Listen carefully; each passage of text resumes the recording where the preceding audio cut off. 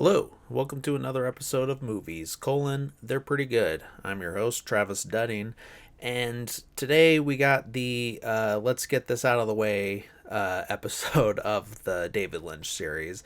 Now, I know a lot of people do like this movie. It happens to be my least favorite. There's stuff I like about it, but overall, it's just one that I just have the hardest time getting into, and that is the 1984's Dune. Um, hadn't really seen this one growing up or anything like that. Just kind of knew of it and, was never really all that interested in it. I like sci fi, but I'm not a hard sci fi guy, really. Give me the simple stuff. Give me Star Wars, some Star Trek, and even that goes too far sometimes. I do like 2001: A Space Odyssey. That's probably like one of the few like hard sci-fi things that I do get into, and even that one took me a while to get into. But yeah, this one has its merits. I think I didn't enjoy this one until I got into David Lynch and seeing all his other stuff, and I can kind of see where his quirks are and stuff like that. And also just, it's an all-star cast of his favorite people that he loves to use. So things like that are what I enjoy about it. I do enjoy how weird it is. That's the thing. It's like any of the other movies, I watch them and enjoy them because they're good movies. And I feel like this one, I'm like, man, isn't this ridiculous? Kind of like eye rolly, more on the level of how I enjoy something like Mac and Me rather than, the prestigious cinema that it was set out to be.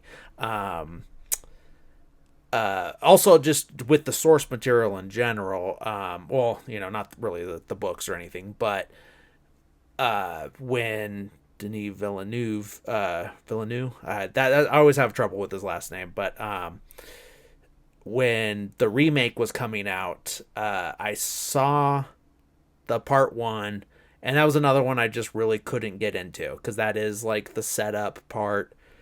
It's like establishing the lore and the world and the story and everything like that, and I liked the way it looked. I liked I liked the cast and I liked the production value and everything, but I just couldn't get into the story at that point. It wasn't until part two came out and I saw that in the theater and I was like, oh, okay, now that's where it kind of clicked for me.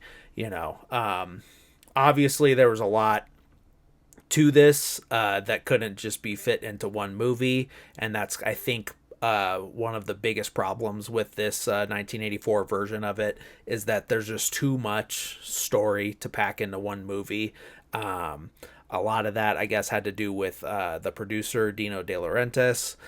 He had this rule that a movie couldn't be longer than 2 hours and 17 minutes because he had some algorithm or figured out that it was the maximum amount of time that or the optimal amount of time for a movie to be in the theater, and then there's the cleanup and turn around and get the next group in.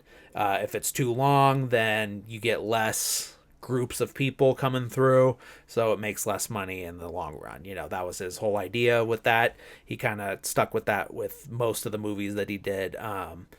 And David Lynch ultimately didn't have final cut with this. That was Dino De Laurentiis that did, which he made sure from then on. Even when working with De Laurentiis on Blue Velvet, David Lynch made sure that he had final cut on everything that he did after this. But like I said, I think it's just a lot of like too much condensed into it, and so pacing is a big problem with this movie, in my opinion. Certain things, like it's really hard to like kind of tell the timeline of what's going on just because everything's so quick.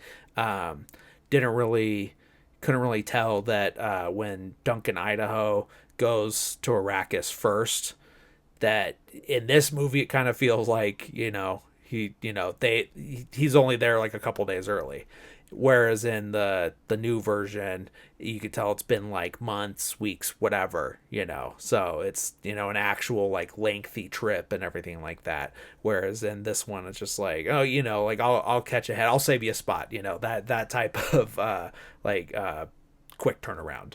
But yeah, like I said, the pacing is just weird. Also, just uh, the Paul's sister Aaliyah's born, and then she's uh, full on like 5 years old or something like that, like if not older. But yeah, pacing I have a big problem with, but I like the look of it. Even the weird stuff, like I think the weird stuff works. I would have liked to see maybe more of the weird stuff, but what we do get, I think works. I think it really is just the pacing that's like the biggest thing for me, and it's just source material that I don't really care about. I think that's the biggest thing, and I'm not saying it's like just because I think that everyone should think that. I'm not one of those like you know like it's mid and then everyone else should think the same. Whatever. I get why people like it. It's just not for me for the most part. So I don't think I'm going to spend too much time on the plot in general because, it's so like, I don't know, something about it just doesn't grasp me, and I feel like even though I've watched this 3 times in the last week because I watched it on VHS the other night, even though I'd seen it before. I have the VHS copy, so I was like, why not? I knew I was doing this episode. Then I got the 4K, and I've seen it a couple times, but I've been wanting to like watch all the special features available for every movie that I do. Kind of be a little more informed than I've been in the past. Not that I haven't been like informed, but just going a little further on my research each time. There's 2 audio commentaries on this. Only one is done by someone who actually worked on it, and it's not like it was David Lynch or anyone like that. They're okay. There's some fun tidbits in there. One guy that's just a podcaster is just going a little too just spent a little too much time on like like phallic visualization or phallic imagery and vaginal imagery and stuff like that. And I was just like, I don't know. I think I get where some of that. Why am I still holding this up? I get that it is a thing that happens and is used on purpose and stuff like that. But I don't know. I think I just when certain people are just talking a little too much about it, and it's like, okay, come on, it just, I don't know, it just rubs me the wrong way, and it's just like, okay, we're still doing the Freud thing like this many decades later. But I'm not saying it's not a thing, but I don't know. I don't think that's the whole thing. And when you spend too much time on it, it feels like it's the whole thing. But whatever, if there is a phallus image system in this film, maybe there is, maybe there isn't. It's not for me to say. And if there, either way, I don't really give a shit, honestly. And I know I'm coming off super dismissive, and I don't really mean to, because sometimes that is very important, and I guess when it is something that when it is a movie I'm into, and the image system is well used, that it can be exciting and it can be interesting. But I don't know. I think there's dudes telling you about all the dick stuff in a movie. It's just not, something I'm interested in. But anyways, but yeah, it's not a movie that I want to spend too much time on the plot of, because even though I've watched it 3 times in the last week, I have a hard time telling you what's going on in the movie, even when we're there watching it.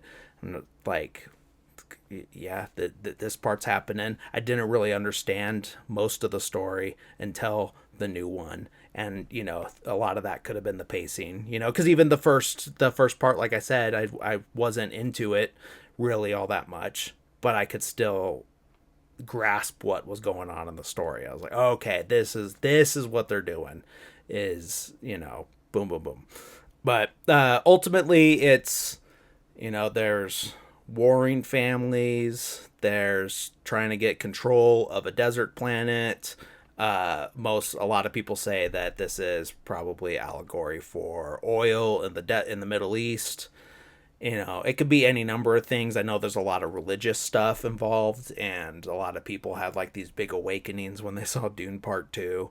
And they're like, oh, wait, people can make this stuff up and we can believe it, that type of thing. I'm not going to be all like anti religion. It has its values. I think in America specifically, there's a little religions have, well, a specific religion has a little too much control of a lot of things and likes to pretend that they're the persecuted ones, but we know they're not. But I mean, but that's beside my point. I think it's important to, whether you're religious or not, to acknowledge the fact that things like religion can be used to manipulate people. That's just a fact. I I don't think I'm breaking any new ground here. Just like coming in cold take central, and it's that's just the way it is. But yeah, definitely a lot of that type of imagery and allegory and stuff like that. The big things that I like are, like I said, was the seeing the different like Lynch VIPs and stuff like that. You got Jack Nance as one of the guys working with Baron Harkonnen. You got Freddie Jones, and he was Bites and Elephant Man, and now he's in this as I forget the name, but it's the guy with the big eyebrows that's putting Scorsese to shame. That guy. I think he's the one. He's not the one that betrays the Atreides. That's Dean Stockwell, another guy that shows up in a lot of Lynch stuff. You got Everett McGill, mostly in Twin Peaks, not so much the other movies that I can think of off the top of my head, but yeah, definitely a Twin Peaks main character. You got, let's see, Patrick Stewart, Max von Sydow, Jurgen Prochnow, Kyle MacLachlan, duh, like the star of the movie. He's in there. Obviously a big Lynch mainstay in movies and on Twin Peaks. But and this was his first feature film, which was pretty exciting, and he does pretty well. It's been pointed out in one of the commentaries that that you have a weird mix of just amazing acting and just kind of cheesy acting, kind of back and forth. I think MacLachlan in this movie kind of sits somewhere in the middle, but closer to the cheesy, in my opinion. But we know he's a good actor because you see it, and he's good in Blue Velvet, and he's amazing in Twin Peaks, especially in The Return. But just in this one, he's just not really, is not wowing anybody with this one. But that being said, for a first go around, and with what he's been given, good job. I'm not dinging him on any of that. And we know that great actors can give bad performances just based on any number of things. So it just, I'm not gonna be too harsh on him. I'm not nothing against him. Yeah, let's see who else. I feel like I'm definitely gonna be forgetting some. You got Brad Dourif, think the only other Lynch thing that I can think of is he's in Blue Velvet, but most famously he's Chucky from the Child's Play franchise. Uh, he's in there. You got Sting as Fade, uh, which was the Austin Butler character in the remake. That's the other funny thing, is just kind of comparing the different performances or performers for each character, and how like wildly different some of them are. There's no way I'm believing that Kyle MacLachlan in this is younger than 20 years old, which is what the character's supposed to be. Where Timothy Chalamet, even though he is probably the same age that Kyle MacLachlan is when he makes this, he just looks so much younger. He's just so much more of like a baby face actor. Oh yeah, you get Sean Young as Chani. I mean, the thing I know her from the most from is Ace Ventura, Pet Detective. Probably a role that that ages perfectly. Yeah, definitely nothing problematic about that whole situation with her character. Oh yeah, and then Alicia Witt plays Aaliyah, the little sister. She shows up in Twin Peaks: The Return, and she's also plays Donna's little sister in like in the earlier seasons, but she's just background, like one memorable scene really. Her performance in Long Legs recently was just floored me. She's so good in that. I really love that movie. I know it's a very divisive one.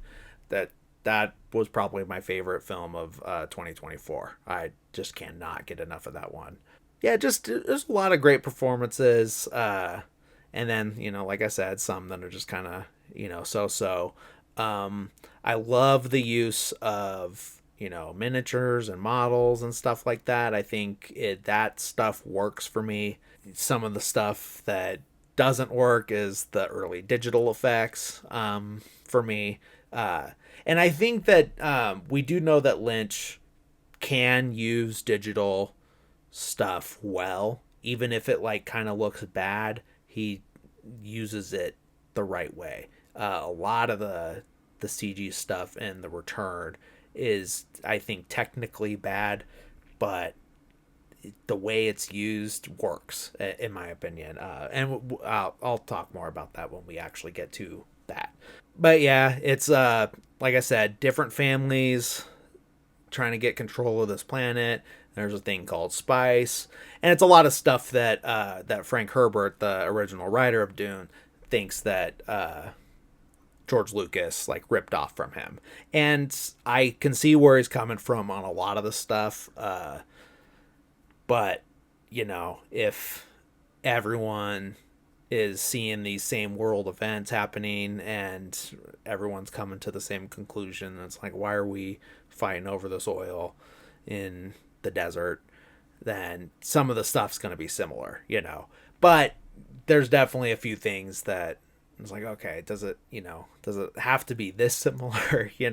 But ultimately, I think, I don't think I'm like breaking the glass ceiling with this opinion. I think Star Wars is a better movie. Maybe Dune as source material might be headier and like deeper and everything like that. But if we're comparing movie to movie, it's Star Wars, 1977 Star Wars, the original one. Just the whole original trilogy. Weirdly, I think most people know this.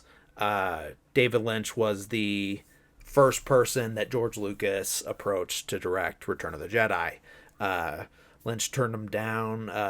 I've heard that the Ewoks were a big reason why he turned that down. He just couldn't.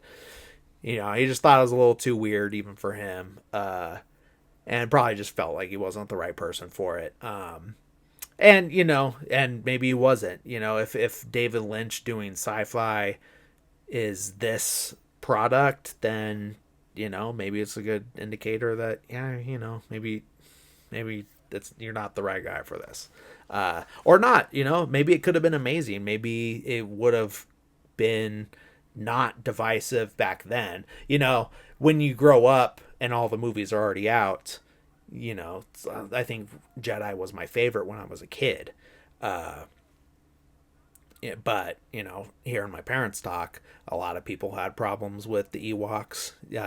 You know, and then just each generation's gonna have its different things to gripe about and everything. But yeah, who knows?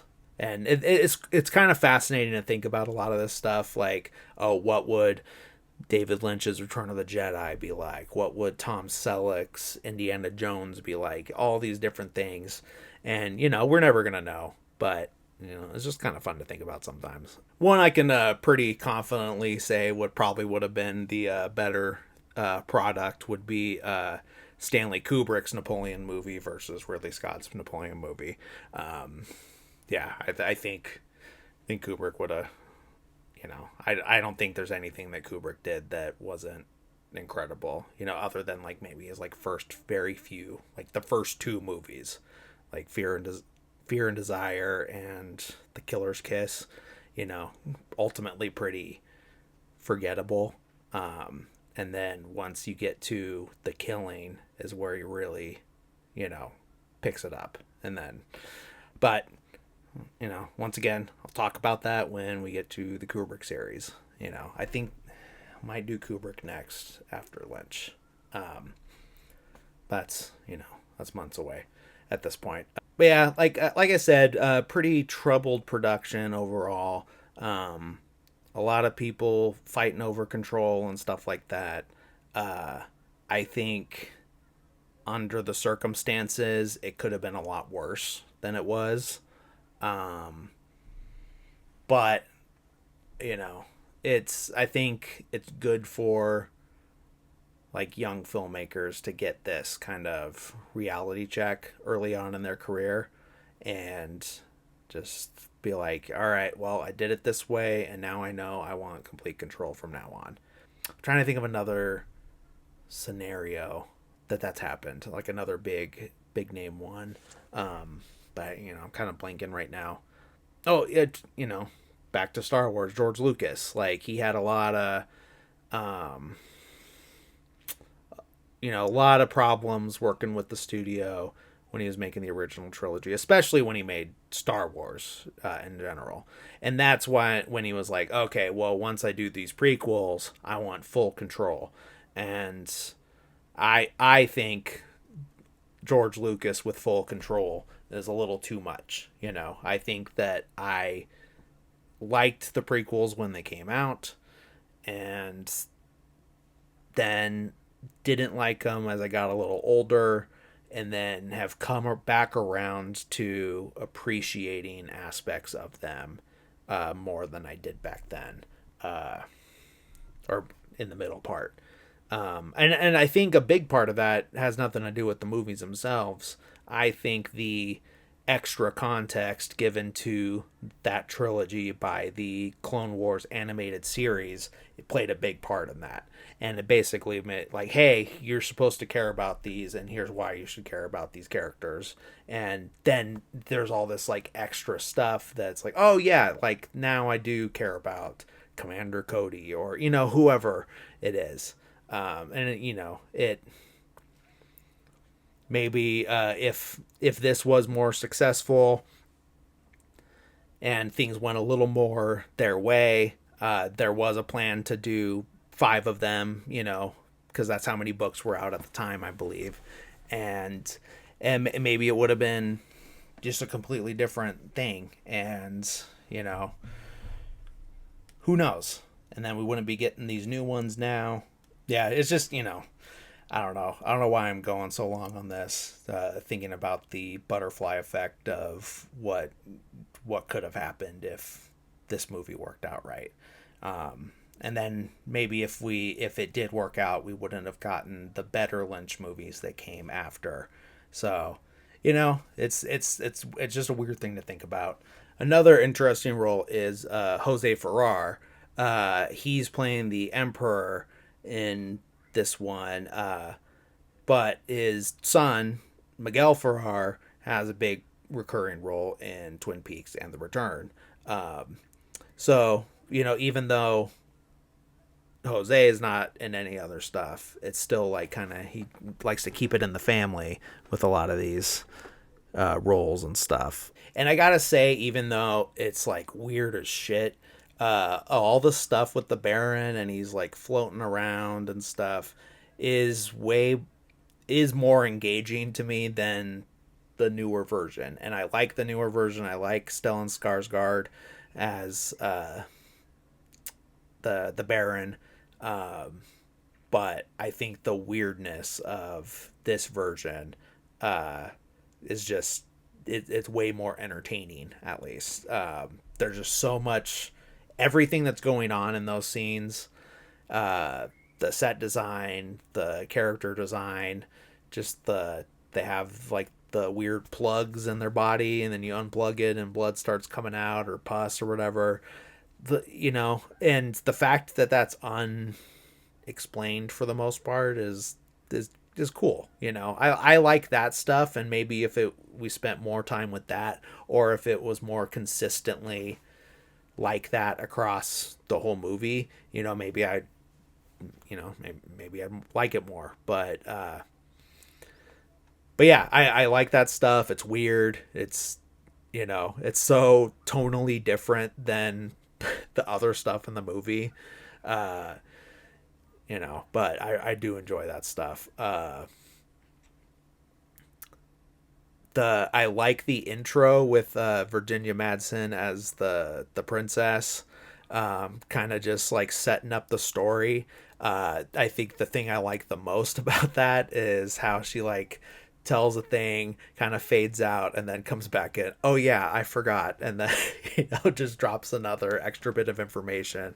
It's like I don't know if that's like on purpose funny, but I get a kick out of that every single time. And Virginia Madsen's looking great. Like every time I see her in that beginning part, I was like, oh yeah, I gotta watch Candyman again.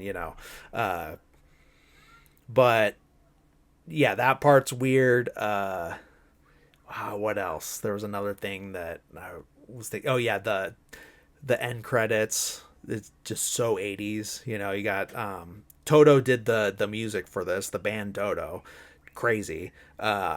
Just weird to see that. And the music is not one of the things that I would say is a problem with this movie. The music's pretty good, but those end credits are hella weird. It's just like the waves in the background, and then each character gets their own card where they're moving, and I don't know. It's just the most 80s thing that David Lynch ever did was this movie. And this isn't even a thing that is specific to this version. Just the fact that like there's a character named Duncan Idaho. It's just weird that there's all these like connections to weird like American stuff 8,000 years later. I think this is like in the year like 10,000 something is when this takes place, and there's just a guy with the last name Idaho. I don't know. That's so weird to me. And Idaho's such a weird state. It sounds cool, but it's just so weird in a like futuristic movie like this, where there is no like, for all I know, there is no Earth at this point. But I don't know. I don't know much about the lore. I know I looked into a lot of it when the new one came out, when Dune Part 2 came out, just because I was like, oh yeah, I like this now. Let me look into it a little bit, and then it's just so heavy that I'm just like, okay, no, never mind. Maybe once Dune Messiah comes out, it'll re-pique my interest, and I'll look more into that stuff. But yeah, just little things like that are just so weird and interesting. Um, they added stuff like I think there wasn't like the weirding way and the weirding modules and shit like that. I think that was added by Lynch from what I could tell, because they don't really do that much in the new one. And they talked a little bit about it in the making of documentaries and in the commentaries and stuff, how that was an added thing. And it, it's, for lack of a better word, weird, who up weird and they module right now. But yeah, it's interesting. I think that it's probably the biggest instance of a digital effect that doesn't look that good, in my opinion, is when they got the weird cubes over them while they're fighting and stuff like that. I think it just looks weird. But yeah, kind of don't have too much else to say about this one. Like I said, it's not my favorite. There's things that I like about it that are just, out there. And I'm sorry if this is your favorite David Lynch. I'm not hating on it all that much, to be honest. It's just not for me, like kind of like seafood, I wish I liked it, and just for some reason I just don't. Like, I just can't get over that fishy taste. But I get that people like it. It looks good on a menu. You see the picture, it's like, yeah, that looks delicious, but I know I'm not gonna like it, and I don't. Because I still try every once in a while, and it's just not for me. I'll do sushi, but not like regular cooked fish and stuff like that. It's just not for me. But yeah, and it might seem silly to even do an episode on this one, but I'm like a weird completionist on this stuff. And if I decided that I'm going to do a series on David Lynch, I can't not do it. I just have to. I have to find something to talk about with it. And, and now I got it out of the way. And now everything else after this, I'm like, yeah, great movie. This is, the Martin Scorsese absolute cinema. I'm all on board from here on out. But yeah, it's fun to check out if you just like weird stuff. If you've seen the new Dune and not this one, definitely check it out, because you're gonna be like, what the hell? Like, how did we get here?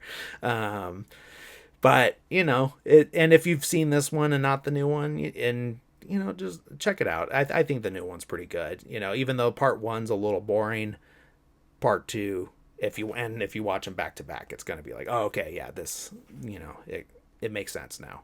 I get why people like it. But yeah, I think that about does it for this one. Thank you guys for tuning in. Sorry if this was kind of a boring one. I kind of just wanted to point out as much entertaining stuff as I could, and just find the diamonds in the rough, because this is just, I didn't want to just skip it and not give you anything.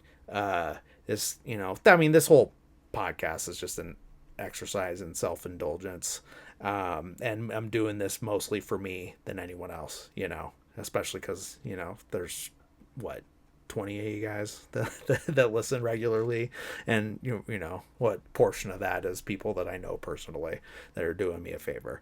But that all that can change. I'd still want to put out a quality product as much as I can, and treat this as if it's has any bearing on success, my life, anything like that, because it's fun. I am an enjoyer of podcasts, and I know what kind of stuff I like, so I try to put out something that's as much akin to that without ultimately copying anything like that.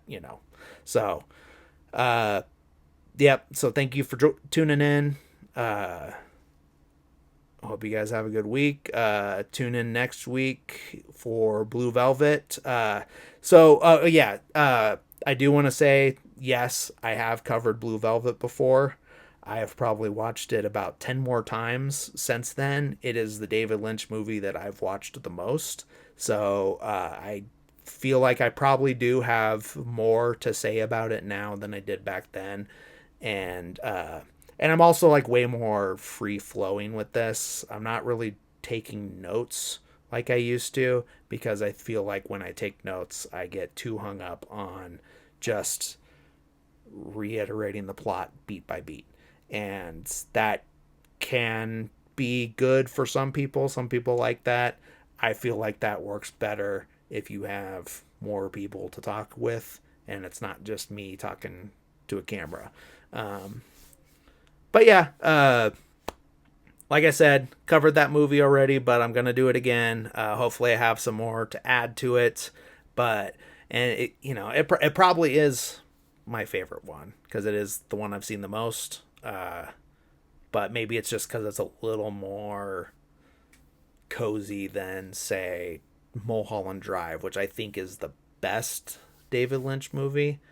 But it's some of that. So I mean, it's hard. It's like it's weird to say that Blue Velvet's cozy when there's like a lot of dark shit that happens up there. But I've spent a lot of time on that and it's not even the episode for Blue Velvet. So thank you guys for tuning in. Hope you guys tune in next week. If you're watching on YouTube and you don't want to look at me anymore, and you want to just listen to my voice, then go ahead and download on Apple Podcasts, Spotify, all that stuff.